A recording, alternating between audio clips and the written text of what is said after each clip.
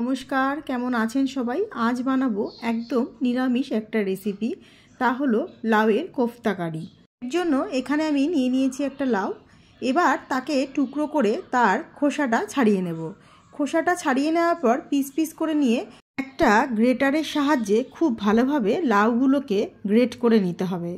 पुरो लाउटा जखन खूब भालोभाबे ग्रेट करा हये जाबे तखन तार मध्ये 1 चामच नुन मिशिये किछुक्षणेर जोन्नो रेखे देब।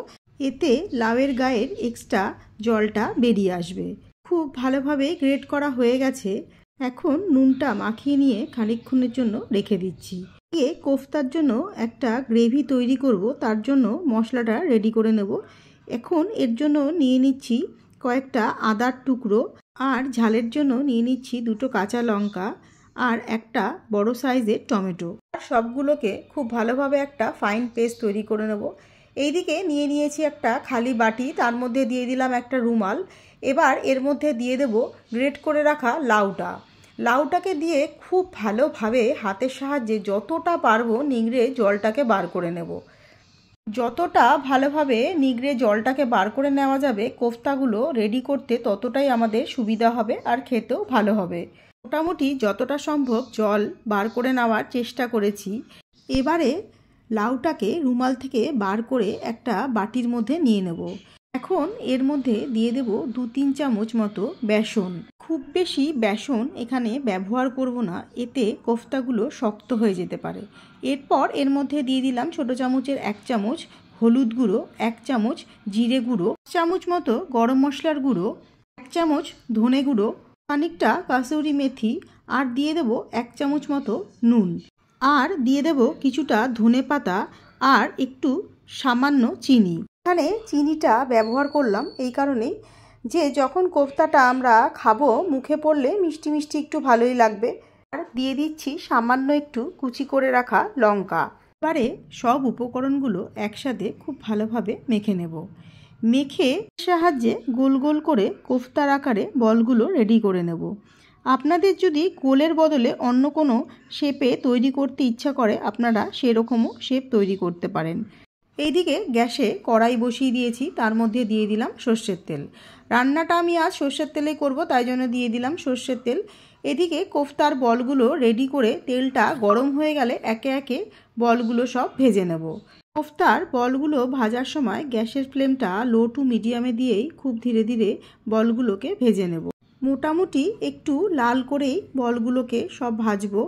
তেলটা প্রায় গরম হয়ে এসেছে, এবার একে একে কোফতাগুলো দিয়ে দিচ্ছি। এইবারে আস্তে আস্তে একটু নাড়াচাড়া করে বলগুলোকে লাল করে ভেজে নেব। একদম ছাকা তেলেই যে বলগুলোকে ভাজতে হবে এরকম কোনো ব্যাপার নেই, সামান্য একটু তেল দিয়েও এরকমভাবে উল্টে পাল্টে একটু লাল করে ভেজে নিলেও একই রকম টেস্ট হবে খেতে। কারণ প্রত্যেকটা বলই যেহেতু গ্রেভির মধ্যে খুব ভালোভাবে ফোটাতে হবে, সেই কারণে ভেতরে যেটুকুনিও কাঁচা ভাব থাকবে সেটা গ্রেভির মধ্যে দিলে ভেতরটা খুব ভালোভাবেই সেদ্ধ হয়ে আসবে। বলগুলি মোটামুটি খুব ভালোভাবে লাল করে ভাজা হয়ে গেছে। এবার একে একে সবকটা বল তুলে নেব। এবার কড়াইতে আবারও একটু সর্ষের তেল দিয়ে নিয়েছি, তেলটা গরম হয়ে গেছে, তার মধ্যে দিলাম খানিকটা ফোড়নের জন্য মেথি, কাঁচা লঙ্কা আর 1/2 চামচ মতো রাঁধুনি আর দিয়ে দিচ্ছি কেটে রাখা আলু। এবার এর মধ্যে 1 চামচ মতো নুন দিয়ে আলুটাকে কিছুক্ষণের জন্য একটু ভেজে নেব। যেহেতু আজ একদম সম্পূর্ণ নিরামিষভাবে লাউয়ের এই কোফতাটা রান্না করছি, তার জন্য দিয়ে দিলাম এখানে রাঁধুনি আর মেথি, কারণ রাঁধুনি আর মেথির গন্ধটা লাউয়ের সাথে খুব ভালোভাবেই যায়। আলুটা মোটামুটি লাল করে ভাজা হয়ে আসলে এর মধ্যে দিয়ে দেব লঙ্কা, আদা আর টমেটোর পেস্টটা আর দিয়ে দেব একটু সামান্য পরিমাণে জল যাতে মশলাটা পুড়ে না যায়। এবারে মশলাগুলোকে খুব ভালোভাবে খানিকক্ষণ কষতে দেব। তার মধ্যে দিয়ে দেব 1 চামচ মতো জিরে গুঁড়ো, 1 চামচ মতো ধনে গুঁড়ো, 1/2 চামচ গরম মশলার গুঁড়ো আর বেটে রাখা কাশ্মীরি লাল লঙ্কা। সব উপকরণগুলো খুব ভালোভাবে মিশিয়ে নিয়ে খানিকক্ষণ কষতে দেব। কষতে কষতে যখন তেলটা বেরিয়ে আসবে তখন তার মধ্যে দিয়ে দেব 5-6টা কাজু বাদাম বাটা। এই সময় গ্যাসের ফ্লেমটা অবশ্যই লো টু মিডিয়ামে দিয়ে কষাবো, কারণ এখানে যেহেতু কাজু বাদাম ব্যবহার করেছি, এতে বেশি হাই ফ্লেমে দিয়ে রান্নাটা করলে কাজু বাদামটা কড়াইতে লেগে যেতে পারে। তার জন্য গ্যাসের ফ্লেমটা লো টু মিডিয়ামে দিয়ে খানিকক্ষণ কষতে দেব। মাছ মাংস বা নিরামিষ যে কোনো রান্নায় কাজু বাদামের পেস্টটা ব্যবহার করলে এর স্বাদ অনেকাংশেই বেড়ে যায়। মশলাগুলো খুব ভালোভাবে কষে গেছে আর সুন্দর একটা গন্ধও বেরিয়ে এসেছে।